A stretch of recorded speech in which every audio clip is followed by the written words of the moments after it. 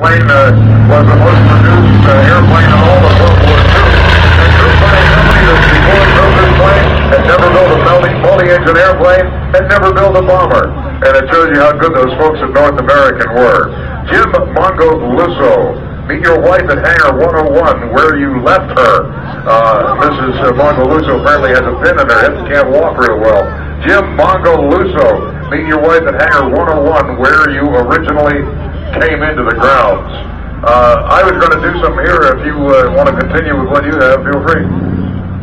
Well, the B-25 is coming back around. You know, it achieved worldwide fame on April 18, 1942, when 16 B-25s under the command of Lieutenant Colonel James Doolittle were launched from the aircraft carrier USS Hornet, and they attacked Tokyo during the air raid. That's a beautiful plane there. You can see the max speed is about 335 miles per hour. The bomb loads 3,000 pounds, and that thing packs some power. It has 13 50 caliber guns on it. So when it comes by, take a look. You can see those guns sticking out the side.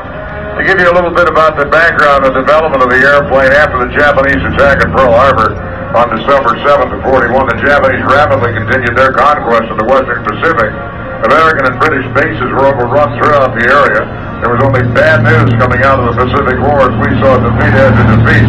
During the early months of the war, President Roosevelt commanded that the military come up with a plan to attack the Japanese home islands. And as the Japanese expanded their holdings, Japan quickly became out of reach of land-based bombers, naval aircraft. A naval officer came up with the idea to seek a Navy aircraft carrier within a few hundred miles of mainland Japan and launch Army bombers that would attack the Japanese capital as well as other military targets. They could then fly off to Allied-controlled China, at least that was the plan, to land and refuel, then continue to meet up with Allied forces in western China. The legendary Jimmy Doolittle, then Lieutenant Colonel in the Army Air Corps, was asked to develop the feasibility of such an attack and plan it. And you just heard, basically, that they had 16 airplanes off the Hornet in April of 42, and they managed to bomb Tokyo and surprise the enemy that we could reach that far into their homeland.